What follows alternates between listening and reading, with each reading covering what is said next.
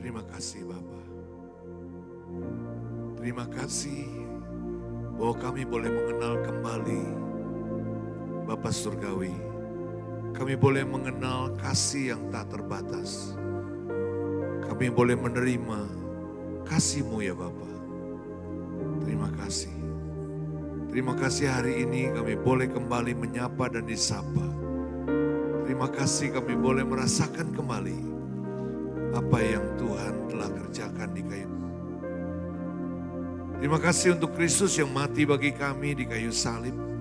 Terima kasih untuk darah yang ditumpahkan. Terima kasih untuk tubuh yang dipecahkan. Terima kasih bahwa kami boleh menjadi anak dan kami boleh diperdamaikan. Terima kasih Bapa. Kami ada di sini malam ini karena Tuhan telah mengumpulkan kami untuk kami boleh belajar dari firman-Mu. Pakai hamba-Mu yang terbatas ini Bapa, terhalangi. Kami percaya kami pulang semua tidak dengan keadaan yang sama seperti kami datang. Terima kasih. Kami rindu ya Bapa. Kami rindu. Jamah kami sekali lagi Tuhan. Jamah kami. Penuhi kami Tuhan. Puaskan kami Tuhan dengan kasih. Makasih.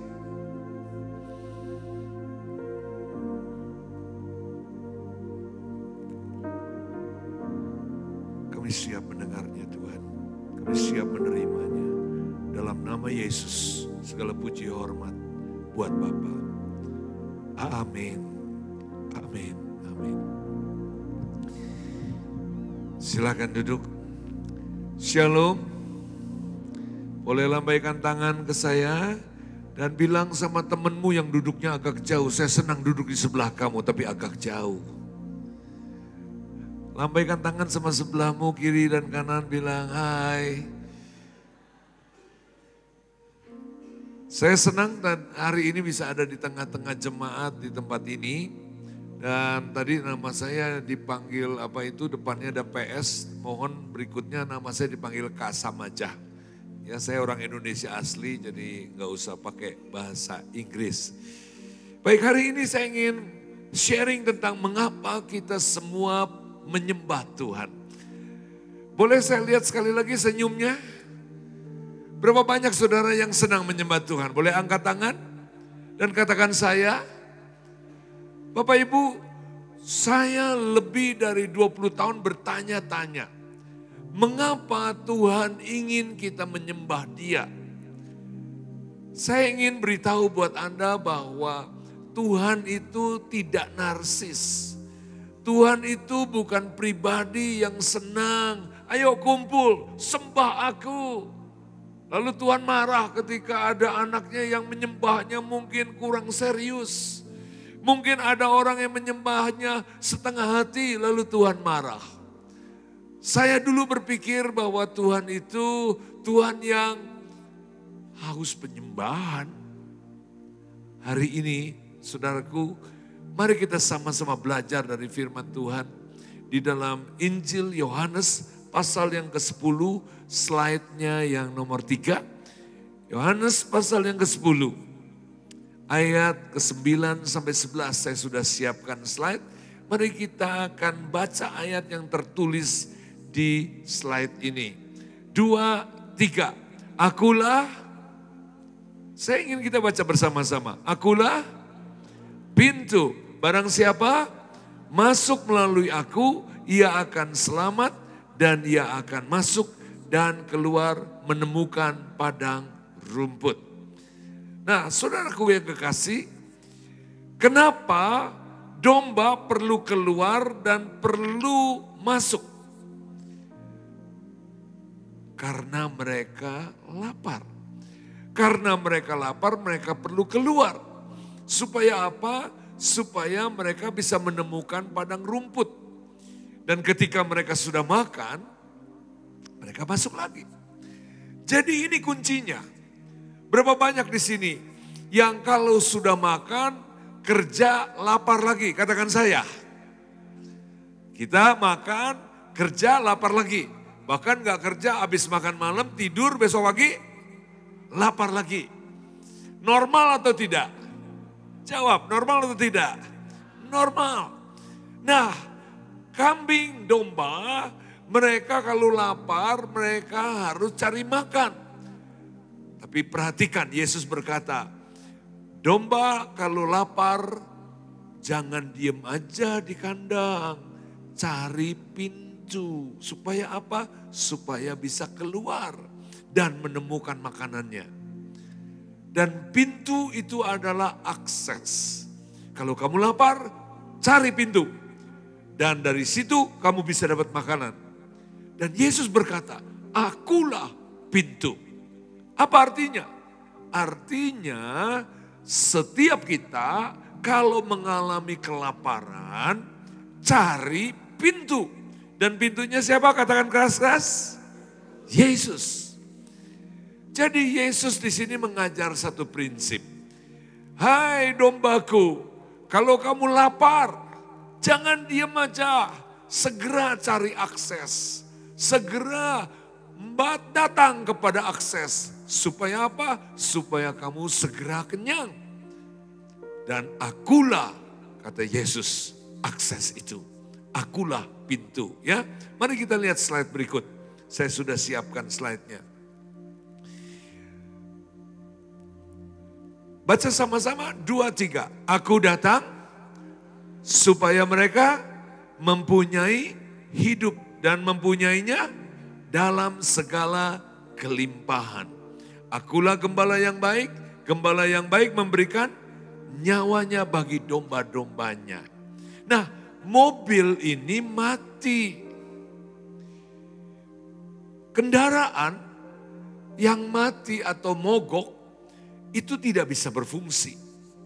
Ada kemungkinan mobil ini mati atau mogok karena tidak ada bahan bakar. Nah, saudara kekasih, jadi mobil ini kalau kehabisan bensin, dia tidak bisa beroperasi. Solusinya apa? Kasih bahan bakar. Kasih sesuatu yang bisa membuat mobil ini bergerak lagi. Dan Yesus berkata, aku katanya datang untuk memberi hidup. Kenapa? Karena Yesus tahu kita semua yang ada di dunia ini membutuhkan sesuatu dari Yesus. Kalau itu tidak diberikan, maka kita tidak bisa beroperasi. Kita tidak bisa berfungsi. Alat musik yang kita dengarkan ini, itu hanya bisa berfungsi kalau ada energi yang mengalir ke alat musik itu. Mobil hanya bisa bergerak kalau ada energi, yaitu bahan bakar. Domba hanya bisa hidup kalau dia makan dan dapat energi. Yesus sedang berbicara tentang umatnya, tentang kita semua. Hai umatku, aku datang memberi hidup, aku datang memberi kamu energi, dan aku memberikannya dengan limpah. Nah saudaraku, hari ini saya mau kasih tahu, ada sesuatu yang menarik ketika di satu pernyataan. Silakan kita lihat slide berikut. Ada sebuah pernyataan, baca sama-sama keras-keras, 2, 3. Pencuri datang hanya untuk mencuri dan membunuh dan membinasakan. Ada apa sehingga Yesus tadi berkata, domba dan kambing yang lapar, mereka harus menuju pintu supaya mereka makan. Dan juga Yesus berkata, aku akan memberi hidup. Tapi tiba-tiba di ayat-ayat ini Yesus masuk dengan satu pernyataan yang unik. Ada pencuri datang. Nah malam ini saudaraku, saya mau ajak kita mendapatkan beberapa kebenaran yang prinsip yang seringkali orang Kristen tidak pahami. Saya sendiri menyadari bahwa 20 tahun Kristen pertama saya tidak sadar. Mari kita lihat slide berikut. Bahwa manusia itu adalah terdiri dari 2 elemen. Saya dan saudara sadar atau tidak sadar, kita adalah manusia roh. Ya, silakan tangan kanan Anda diginikan, tangan kanan ya. Jadi saya tangan kiri ya, supaya kita satu arah. Di sebelah kanan Anda dan ini di sebelah kiri Anda ya. Ucapkan sama-sama, saya manusia roh, tapi punya tubuh. Oke, siapa manusia roh di sini katakan saya. Saudara, senang atau tidak senang, Anda dan saya adalah manusia roh. Nah, karena kita manusia roh, kita membutuhkan energi rohani. Tapi saya juga punya tubuh. Jadi saya juga butuh energi materi. Saudara, kebenaran ini dari mana kita dapat? Alkitab berkata, Yesus yang berkata, manusia tidak hidup hanya dengan, kalau di Bandung bukan roti ya, batagor. Manusia tidak hidup dengan batagor saja, tetapi juga dengan firman yang keluar dari mulutnya Allah. Kenapa manusia butuh roti? Karena manusia mempunyai tubuh. Kenapa manusia butuh firman? Karena manusia membutuhkan energi rohani. Saya dan saudara membutuhkan 2 jenis suplai energi. Mobil butuh bensin, kambing domba butuh rumput. Anda dan saya butuh 2 jenis energi. Roti menggambarkan energi materi, firman menggambarkan, melambangkan energi spiritual. Sampai sini berapa banyak yang paham katakan yes. Saudara, itu sebabnya kita perlu mengerti kenapa kita perlu menyembah. Kenapa? Karena kita membutuhkan energi rohani. Mari kita lihat slide-nya nomor berapa ini ya. Nomor 9. Saudara, setiap kita ketika lapar, siapa yang kalau lapar agak merinding-merinding keringet dingin? Coba tolong angkat tangan.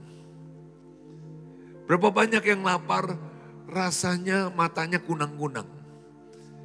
Berapa banyak yang lapar rasanya kakinya gemeter. Kita semua urusan yang namanya lapar pinter. Bahkan seorang bayi pun kalau udah lapar langsung tahu apa yang dia harus lakukan. Apa yang dilakukan seorang bayi? Nangis.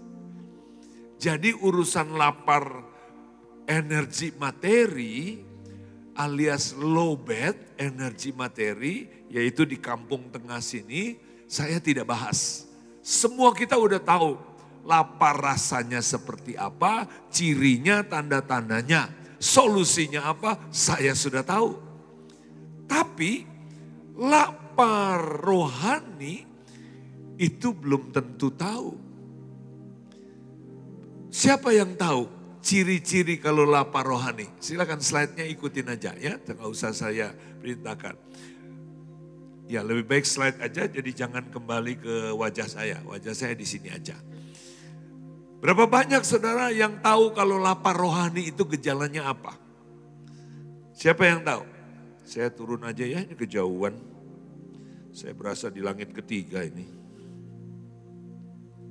Berapa banyak yang tahu lapar rohani itu cirinya apa? Saya tanya ya, saudara saya yang duduk sini, lapar rohani tandanya apa Pak?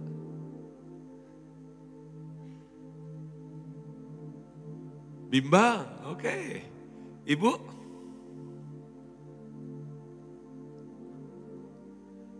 Kalau lapar rohani, tandanya apa? Oke, Ibu. Kalau lapar rohani, kalau tadi kan lapar jasmani, lapar materi, meriang, keruyuk-keruyuk. Kalau lowbat spiritual, tidak semangat. Ibu, mudah marah. Oke, tanya Bapak ini yang senyum-senyum. Pak apa Pak? Bapak? Cemas, oke. Bagus, kasih jempol dulu saudaraku ya. Nah saya mau tanya Bapak Ibu, berapa banyak yang sudah punya pasangan? Boleh tolong angkat tangan? Udah ya? Berapa kali pasanganmu menjengkelkan? Pernah? Sering. Pedes ngomongannya, asem mukanya, sinis nadanya, ya lagaknya kayak gitu. Pernah ya? Itu tandanya mereka lagi lowbat. Kenapa? Karena untuk mempraktekkan buah roh, murah hati, rendah hati, sukacita, itu butuh energi. Tapi bukan energi materi. Jangan salah. Yang dibutuhkan energi rohani. Dan energi rohani ini bisa enggak kehabisan alias lowbat? Bisa, karena dipakai untuk operasional. Sama kayak mobil, kalau udah diisi bensin bisa enggak habis? Bisa, kalau mobilnya dipakai. Nah energi spiritual sama.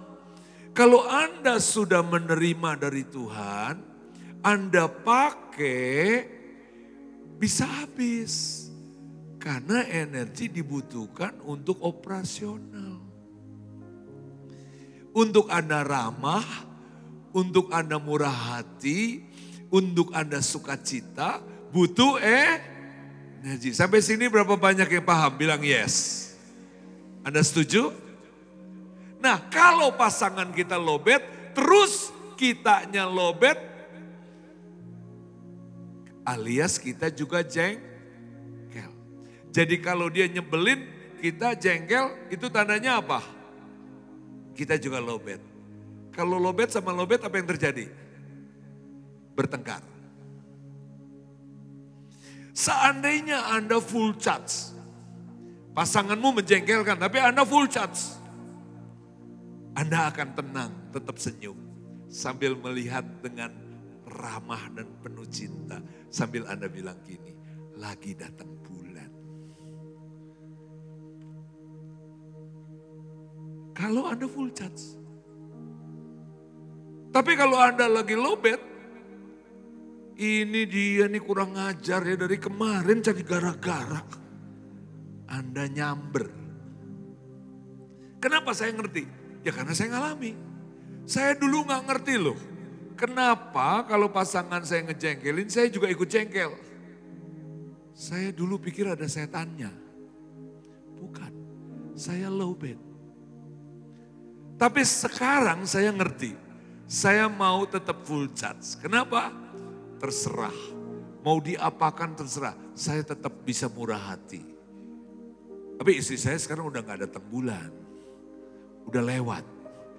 Paling-paling gimana? Makin tua, makin lucu.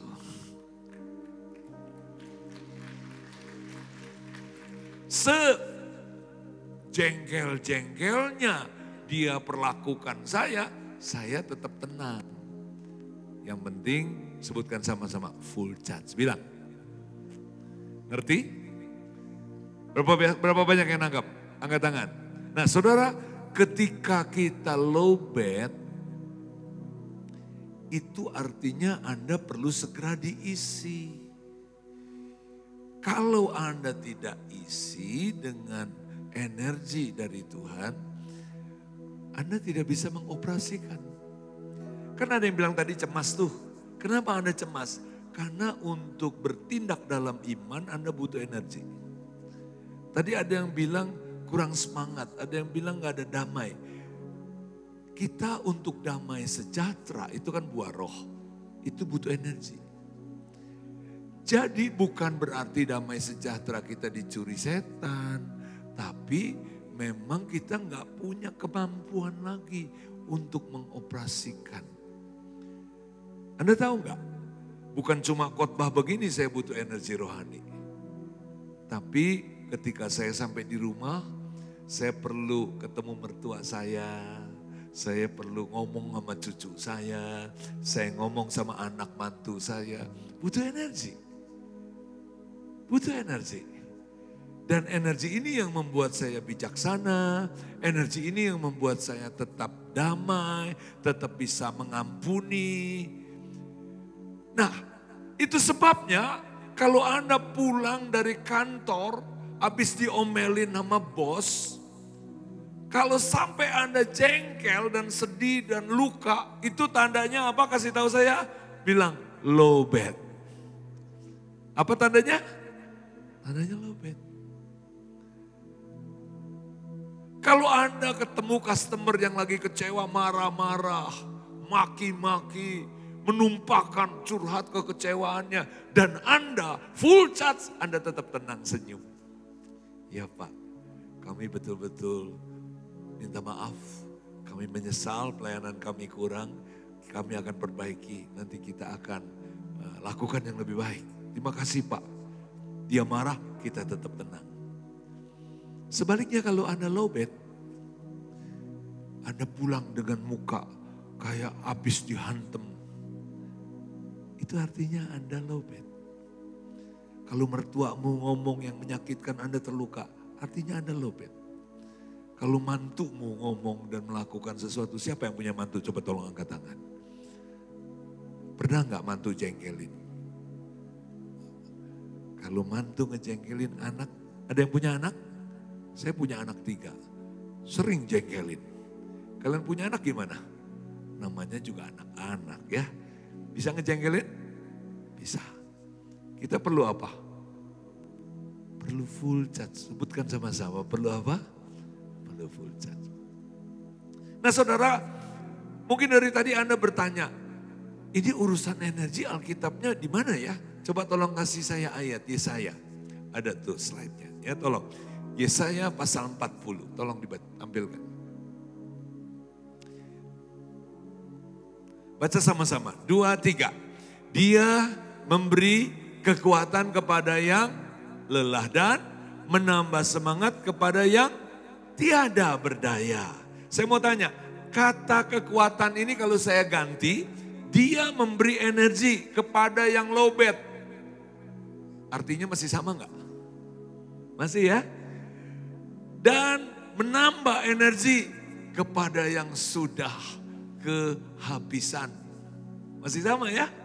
Orang-orang muda menjadi lelah dan lesu dan teruna-teruna jatuh tersandung. Tapi orang-orang yang menanti-nantikan Tuhan mendapat kekuatan baru.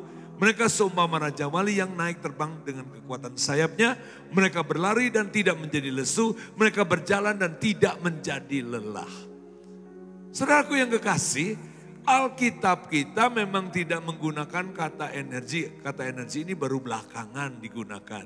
Tapi Alkitab kita menggunakan kata kekuatan. Tuhan sumber kuatku. Artinya Tuhan sumber energiku. Tuhan sumber kuasa. Alkitab menggunakan kata kuasa. Alkitab menggunakan kata urapan. Alkitab menggunakan kata kemampuan. Alkitab mengatakan kemuliaan. Itu artinya sama dengan energi. Ketika Anda dan saya kehabisan energi, jangan cari sumber yang lain. Sebab apa? Sebab satu-satunya sumber kita adalah Tuhan Yesus. Ucapkan sama-sama, Tuhan Yesus. Saudaraku, tapi saya perhatikan banyak orang ketika dia kehabisan energi, lowbat, dia malah bukan datang kepada Tuhan Yesus. Kenapa? Karena mereka tidak tahu caranya refill, caranya isi ulang. Berapa banyak saudara yang familiar dengan kata refill? Katakan sama-sama. Refill. Kita punya galonan di rumah kan? Suka di refill kan? Kita punya banyak hal yang perlu diisi ulang kan? Termasuk energi. Anda tahu bagaimana kita mengisi HP Anda kalau yang udah lowbat? Diapain Pak? Diapain Bu? Di-charge, diapain? Caranya gimana supaya bisa nge-charge? Dicolokin kemana? Ke sumber listrik. Diri kita juga perlu kita isi ulang. Sumbernya siapa? Tuhan Yesus. Semua makhluk itu butuh refill, butuh recharge. Tapi ada satu pribadi yang tidak butuh refill, tidak butuh recharge. Namanya Tuhan Yesus. Dan Alkitab mengatakan cara satu-satunya. Lihat ke sini semua, jangan lihat ke layar sini. Lihat ke saya, baik dari situ juga. Alkitab berkata satu-satunya cara untuk mengisi refill energi bukan ke GoFood. GoFood itu atau ke kantin itu atau ke warteg itu energi materi. Tapi energi spiritual satu-satunya cara. Ucapkan sama-sama saya, satu-satunya cara untuk mengisi ulang energi spiritual, energi roh. Anda mau tahu? Menyembah. Ucapkan sama-sama. Menyembah.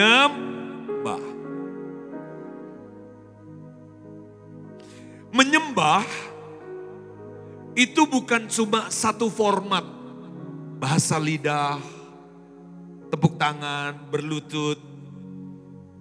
Harus ada musik. Tidak. Alkitab mengatakan tentang menyembah itu dengan banyak kata. Alkitab mengatakan berharaplah. Sekali lagi slide-nya tolong ikutin.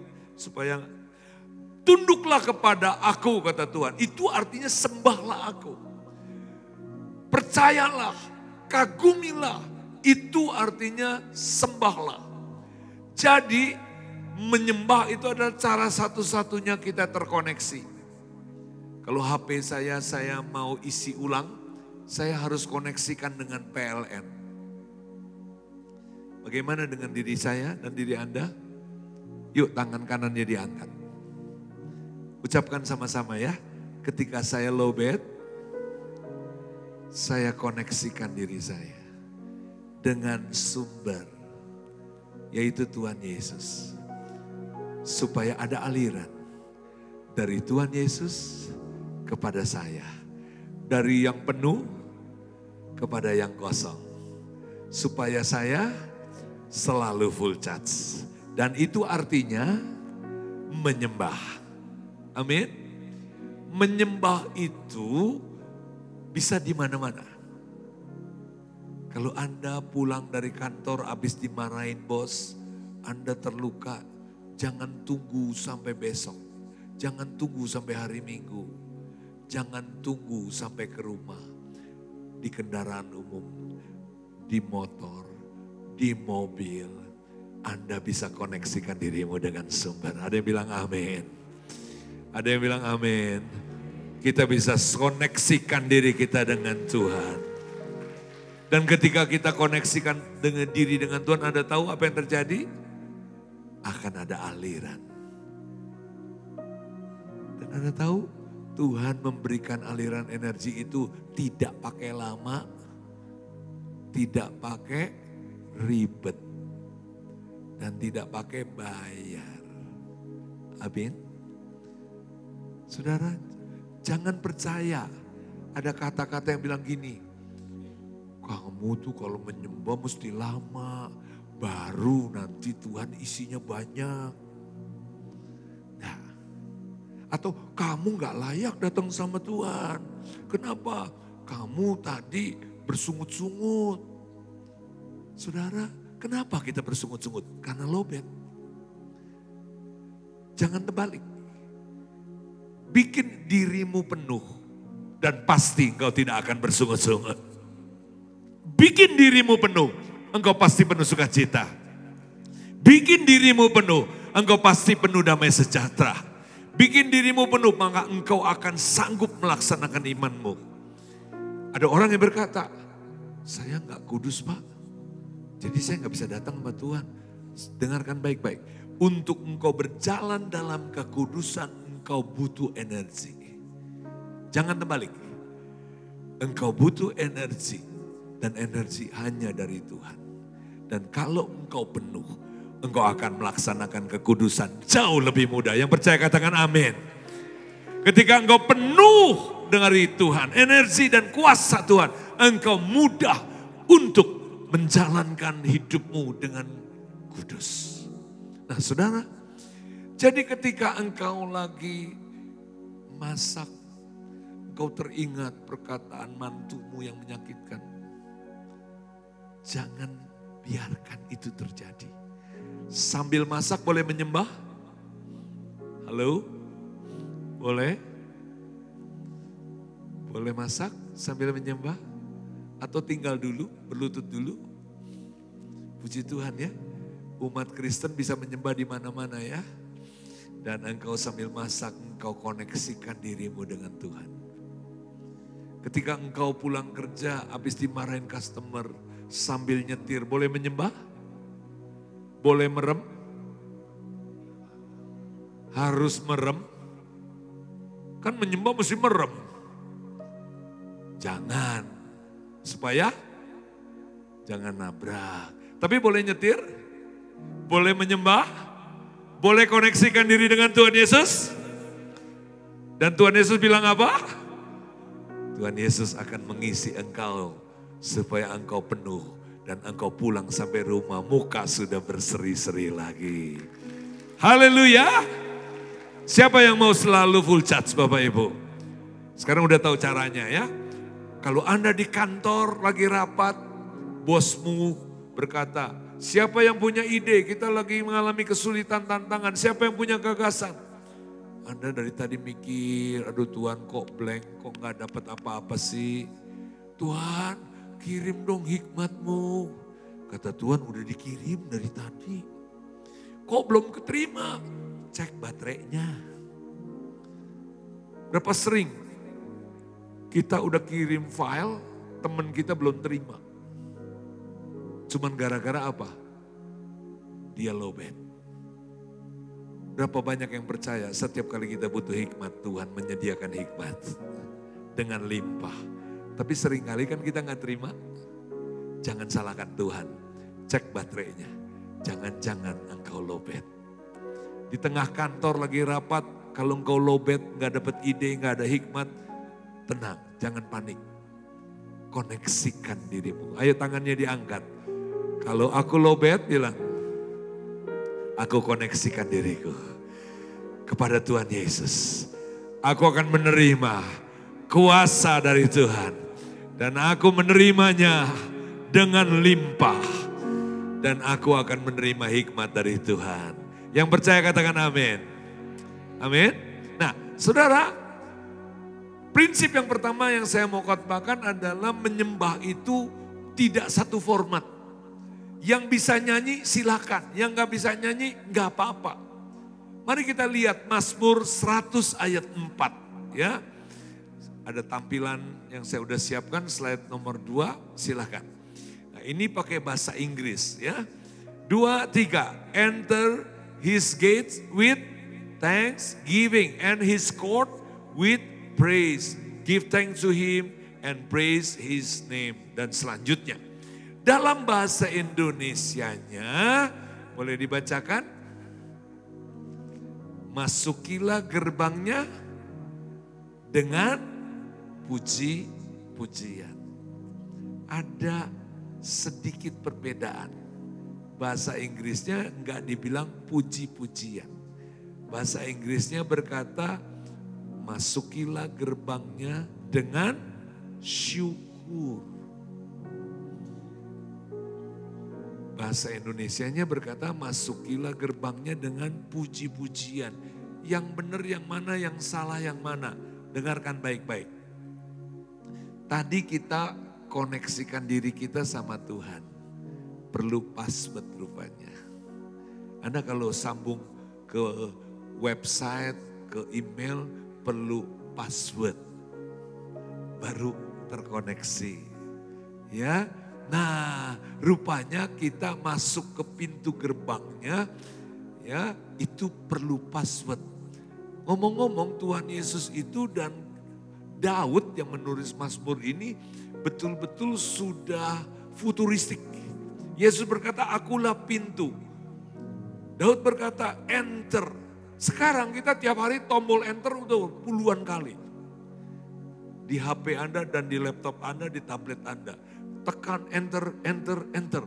Ya, akses. Luar biasa. Yesus punya ilustrasi yang luar biasa. Akulah pintu, akulah akses. Kamu lapar jangan kemana-mana, cari aku. Daud berkata, datang ke pintu gerbangnya Tuhan. Supaya apa? Kamu bisa akses. Apapun yang ada di dalam kerajaan Allah, kamu bisa akses. Passwordnya cuma satu, bersyukur. Coba sekarang tangannya diangkat ke atas sambil menatap. Bilang begini, kalau saya lowbat, saya bisa akses. Saya bisa masuk ke dalam kerajaan Allah. Saya bisa akses lewat Yesus. Passwordnya bersyukur. Amin.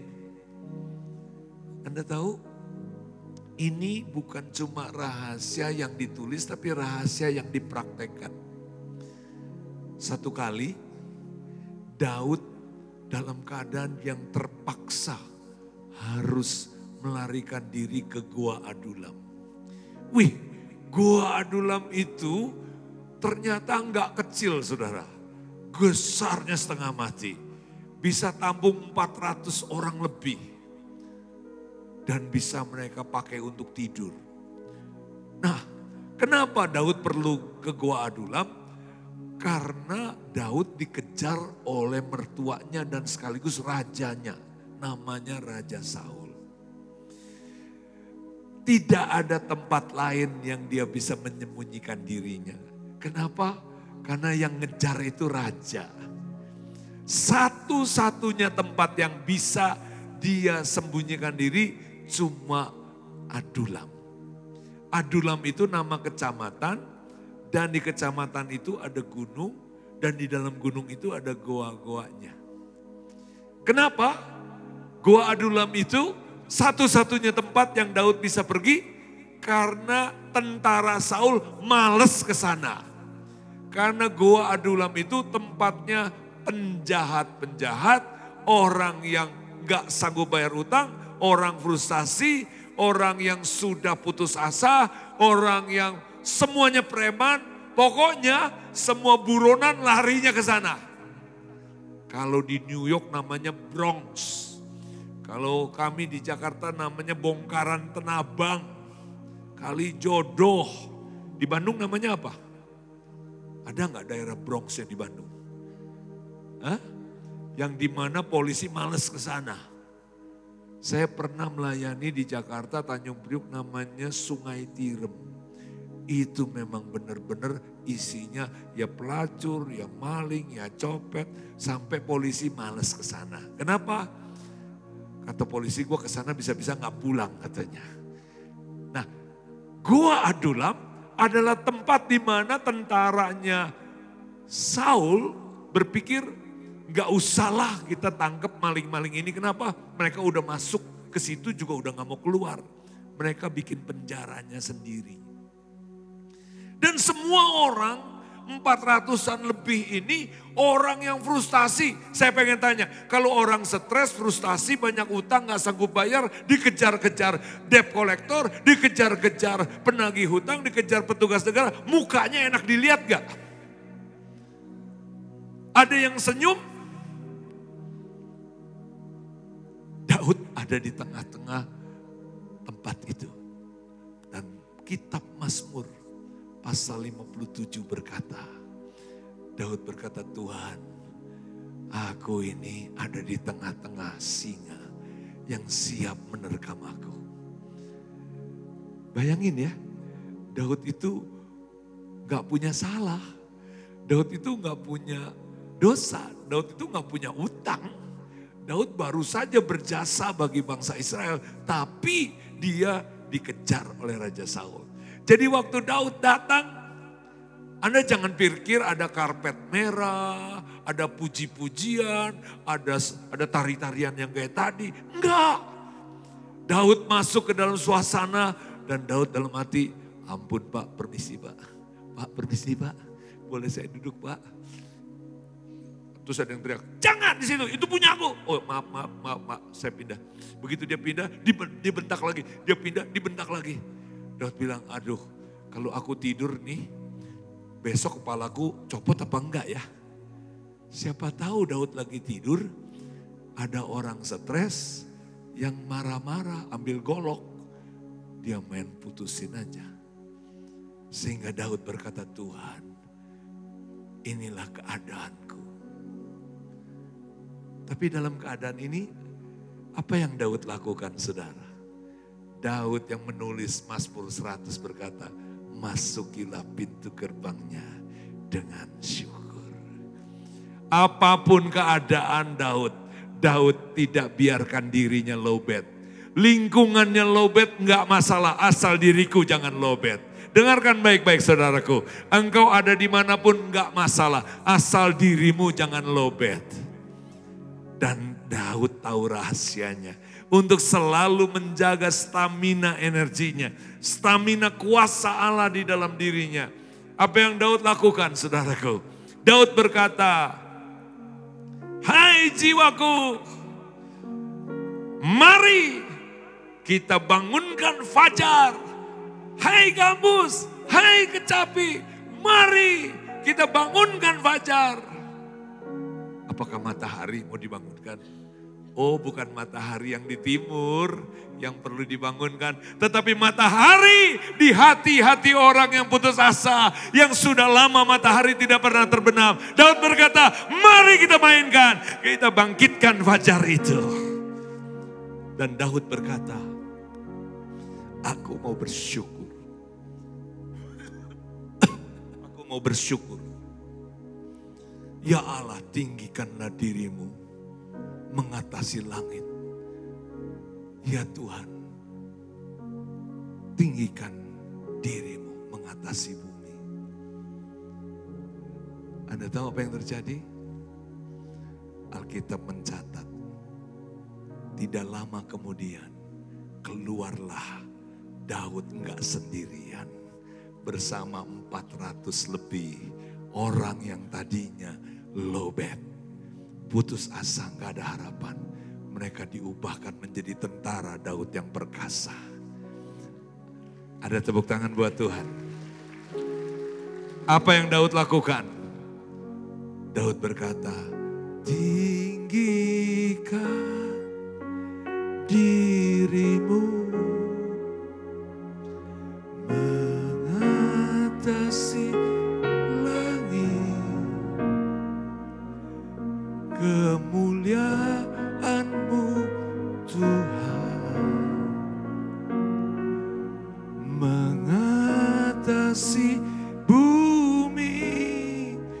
tinggikan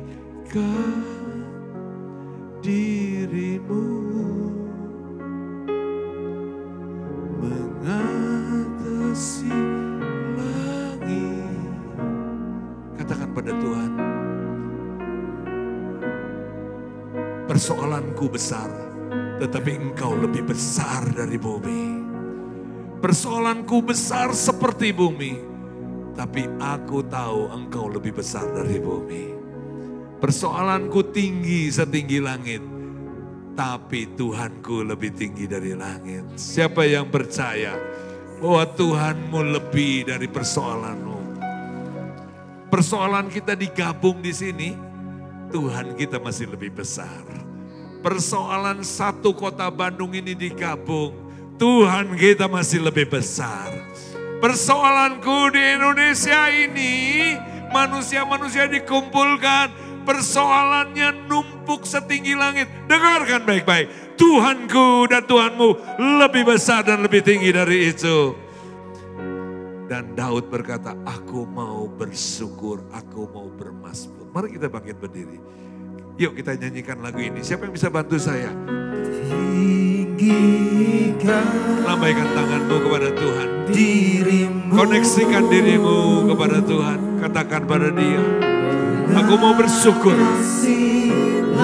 Kau sudah tahu passwordnya. Bersyukur satu-satunya cara.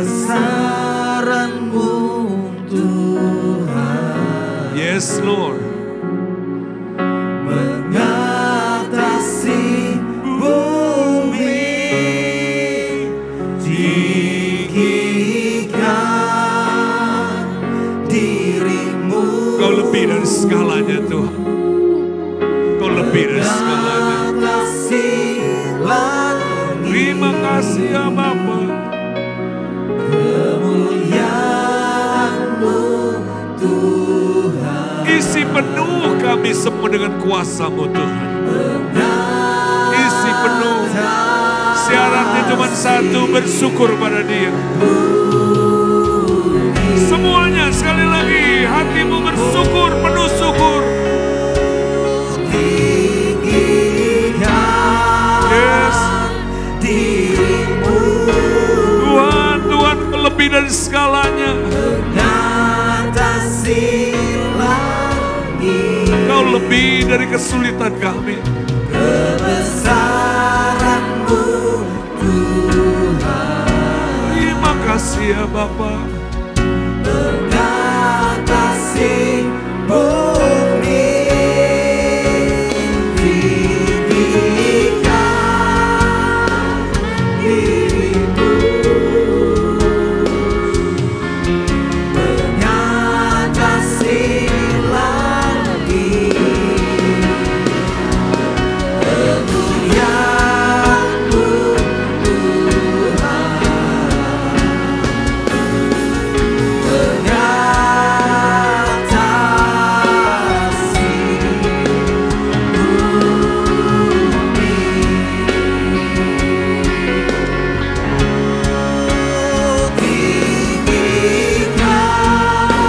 Fokus, arahkan hatimu kepada satu-satunya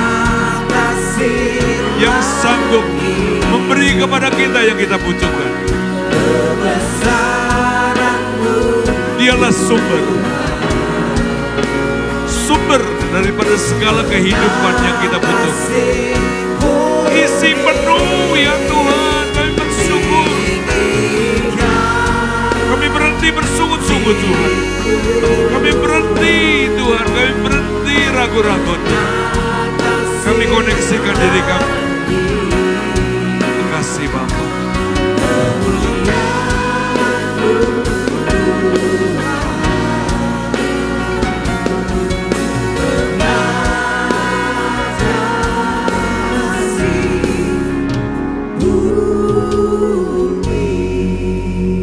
Kunci dari koneksi bukan musik. Kunci dari penyembahan bukan kata-kata yang lain. Kunci dari koneksi dan penyembahanmu adalah hati yang penuh bersyukur. Dan kalau kau tidak menemukan apapun untuk engkau syukuri. Dengarkan baik-baik. Yesuslah mati bagi kita. Dan itu alasan yang terlalu kuat untuk Anda syukuri. Sekalipun engkau tidak punya apa-apa seperti Daud di Gua Adulam. Dia tidak bisa bersyukur untuk tempat tidur. Dia nggak bisa bersyukur untuk makanan. Dia nggak bisa bersyukur untuk pakaian. Tapi untuk bersyukur karena Tuhan Yesus adalah yang mengasihi kita. Berapa banyak saudara yang mengucap syukur bahwa Yesus mengasihi Anda? Katakan saya. Katakan saya. Saya bersyukur. Tuhan berkati. Terima kasih. Saya kembalikan.